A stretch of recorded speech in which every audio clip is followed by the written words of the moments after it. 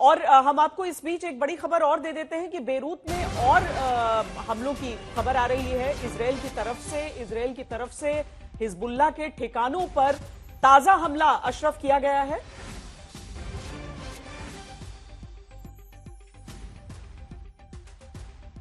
Beirut के दहिया में आज सुबह जी बिल्कुल बिल्कुल ये जो है लगातार जो है चुन चुनकर हिजबुल्लाह के ठिकानों को न सिर्फ दक्षिणी लेबनान में निशाना बनाया जा रहा है, बल्कि साथ ही साथ बेरूत में के सबर्ब जो है, जो हिजबुल्लाह का गढ़ कहलाया जाता है, वहां पर आज सुबह हमने अपने कैमरे में भी एक जो मिसाइल स्ट्राइक थी उसको कैद किया था। उसकी तस्वीरें भी हमने दिखाई आज तक पे। और इस वक्त भी आवाज तो मैंने यहाँ पर नहीं सुनी, मैं बेरूत में हूँ, लेकिन ऐसा हो सकता है कि वो हमलों का सिलसिला जो है वो अभी भी जारी है, न सिर्फ बेरूत में बल्कि दक्षिणी लेबनान के कई जगह, खासतौर से अगर हम शिबा वैली की बात करें या फिर टायर सिटी की या फिर जो सूर शहर है, वहां पर आज सुबह में था। वहां पर भी जगह जगह पर जो छोटे छोटे कस्बे हैं वहां धुएं और धुएं के गुबार दिख रहे थे। तो वो जाहिर था कि ये मिसाइल स्ट्राइक्स हैं, एयरफोर्स स्ट्राइक्स हैं, जो अलग अलग हिस्सों में अभी जारी है। और नेतन्याहू ने अमेरिका में कहा कि हमारी कार्रवाई आने वाले दिनों तक भी जारी रहेगी। वाकई जब हम तक अपने कि दर्शकों को भी ये बता दें अशरफ,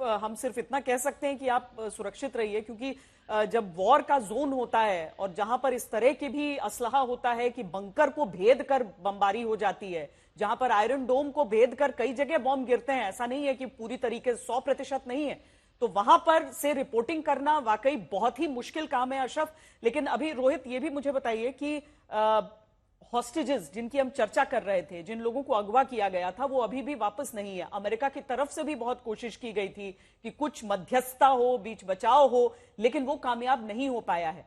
अमेरिका क्या उन चीजों को अभी भी उस हिसाब से परसू करता हुआ दिख रहा है, या फिर हम ये समझें कि वो केवल युद्ध का विस्तार रोकने की या फिर शायद न रोकने की तरफ बढ़ता हुआ दिख रहा है? देखिए श्वेता, बिल्कुल, क्योंकि जो काफी हॉस्टेजेस है वो ड्यूअल सिटीजन्स है, वो इजरायली और अमेरिकन सिटीजन्स भी है। तो मुझे नहीं लगता कि अमेरिका ने वो बात या वो राह छोड़ दी है। वो बिल्कुल चाहेंगे कि ये जो हॉस्टेज है, जो करीब ऑलमोस्ट 1 साल होते आया है, वो वहां पे फंसे हुए, उन्हें वहां से निकाला जाए।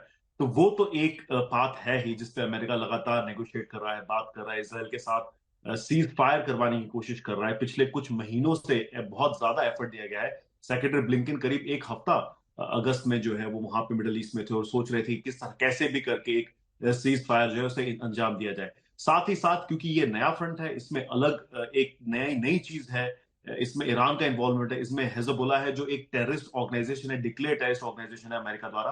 तो यहाँ पे आई थिंक अमेरिका की कोशिश ये होगी कि वॉर एस्केलेट ना हो। लेकिन अगेन, जैसा कि हमारे एक्सपर्ट भी कह रहे थे और बाकी लोगों ने भी कहा कि इसराइल जो है वो फिलहाल अपनी मनमानी कर रहा है, उसके ऊपर दबाव बनाया गया है वेस्ट द्वारा, अमेरिका द्वारा, नेतन्याहू को समझाया गया है बार बार, प्रेसिडेंट बाइडेन द्वारा भी, लेकिन वो नहीं सुनते हैं और वो वही करते हैं जो उनके इंटरेस्ट में होता है, सेल्फ इंटरेस्ट में और उनके पॉलिटिकल इंटरेस्ट में। और ये बात भी अमेरिका में बहुत बार कही गई है कि शायद नेतन्याहू इसे एस्केलेट इसलिए कर रहे हैं क्योंकि पॉलिटिकली भी वो वीक है इसराइल में। तो कहीं ना कहीं अमेरिका की कोशिश तो यही होगी, बाइडेन के पास अब ज्यादा समय नहीं है इस प्रेसिडेंसी में, तो उनकी कोशिश होगी कि एक तो हॉस्टेजेस वापस आ जाए और ये वॉर एस्केलेट ना हो। लेकिन वो इसको अंजाम दे पाएंगे कि नहीं, ये आई थिंक बहुत बड़ा चैलेंजिंग सवाल है श्वेता। जनरल सेवाज, भले ही नेतन्याहू के सामने आज एक पॉलिटिकल सवाल हो, लेकिन इजराइल फितरतन, अगर हम शुरुआत से नेतन्याहू से पहले का भी दौर देखते हैं, तो चाहे कितने भी देश एक साथ आक्रमण कर रहे हो, आप सबका मुकाबला करके और फिर अपने वजूद को एक छोटा सा देश अपने बड़े बड़े दुश्मन देशों के बीच अपना बनाए रखा है।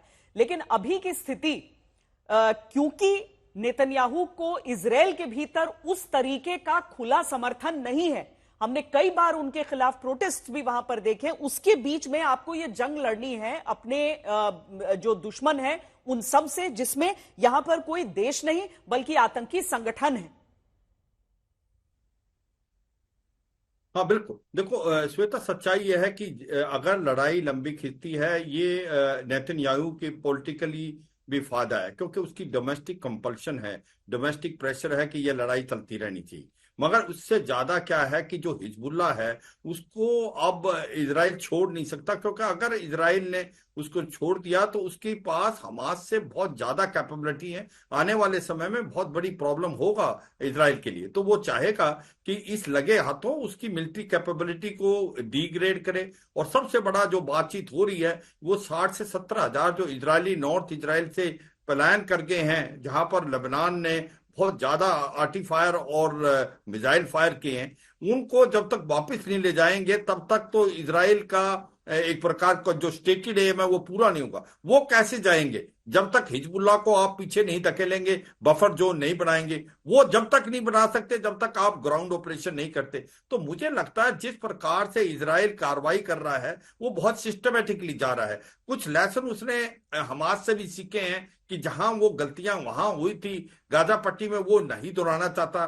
वो पहले क्या कर रहा है कि टॉप कमांडर्स को मार दिया, कम्युनिकेशन नेटवर्क को बिल्कुल फेल कर दिया है, जो हिजबुल्लाह का उनका मोराल डाउन कर दिया। देखिए आप नसरुल्लाह को मार दिया, उन्हें फवाद शकूर को मार दिया, इब्राहिम अकील को मार दिया, अली को मार दिया, ऑलमोस्ट टॉप लीडरशिप को खत्म कर दिया। अब वो मोराल डाउन करने के लिए स्ट्राइक कर रहा है उसकी मेन जो सिटीज में जहां पर हिजबुल्लाह का एक प्रकार से हेडक्वार्टर्स है। वो नहीं कर रहा सिविलियन एरिया पे, मगर वो कोलेट्रल डैमेज इसलिए हो रहा है, इनके जो हेडक्वार्टर वगैरह वो सब के सब रेजिडेंशियल एरिया में जानबूझ के बनाए हुए हैं। तो सच्चाई यह है कि ये लड़ाई के फैलने के चांसेस हैं, इसमें कोई शक नहीं कि इजराइल ने मन बना लिया कि वो हिजबुल्लाह को इस छोड़ेगा नहीं।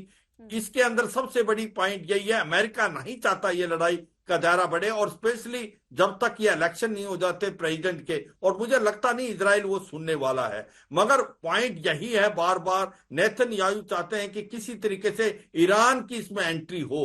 ईरान की अगर एंट्री हो जाती है तो अमेरिका को इस लड़ाई में आना पड़ेगा और फिर इस लड़ाई का दायरा बढ़ सकता है। ये एक बहुत बड़ी प्रॉब्लम हो सकती है। और सच्चाई है ईरान इसके अंदर डायरेक्ट नहीं आना चाहता, वो अपने प्रॉक्सी से लड़ना चाहता है, चाहे हिजबुल्लाह हो, होती हो या हमास हो, या जो मिलिशिया हैं इराक और सीरिया में उनका भी इस्तेमाल करेगा। हथियार उसको मिल रहे हैं, ईरान हथियार देगा, इनको मोटिवेट करेगा, मगर खुद ही नहीं होना चाहता। जो बार बार बातचीत आ रही है क्योंकि ईरान की इकोनॉमी अच्छा नहीं करी, ईरान के ऊपर बहुत बड़े सैंक्शन है। ईरान का जो प्रेसिडेंट जस्कियान बना वो एक मॉडरेटर है, उसने यूएनजीए असेंबली में भी बोला कि हम JCPO जिसको न्यूक्लियर डील बोलते हैं उसको रिवाइव करना चाहते हैं। तो मुझे लगता नहीं कि ईरान आना चाहता इस लड़ाई में, और बोला उन्होंने कि ये इजराइल ट्रैप करना चाहता है। तो ईरान के खुद इंटरेस्ट में नहीं है इस लड़ाई में डायरेक्ट इन्वॉल्व हो, मगर इजराइल उसको चाहेगा। अगर वो ईरान आता है तो फिर अमेरिका की एंट्री होगी और ईरान को बहुत भारी नुकसान। दो देश अगर आ जाएंगे, अभी तक तो हम संगठन देख रहे थे कि एक तरफ हमास था, हिजबुल्लाह था, इनके खिलाफ मोर्चा खुलना और दो देशों के बीच ये जंग हो जाना तो उसके बाद फिर मुमकिन है। हालांकि रूस और यूक्रेन का युद्ध इतने लंबे समय से चल रहा है, अमेरिका की तरफ से केवल बयान ही आए थे और हथियार भी आए थे साथ साथ में, जिसकी वजह से पुतिन कहते हैं कि वो लड़ाई चल रही है। पर अशरफ, अगर ईरान की तरफ से यह कहा जाता है कि यह हिजबुल्लाह का अंत नहीं है, हम देख रहे हैं सारे टॉप कमांडर्स खत्म हो चुके हैं एक को छोड़कर, हसन नसरुल्लाह खत्म हो चुका है, तो फिर हम कैसे ये समझें कि हिजबुल्लाह खत्म नहीं हुआ है अभी? श्वेता, एक और पहलू पर जिस पर हम सुबह से चर्चा कर रहे हैं उस पर भी जरा गौर करना होगा।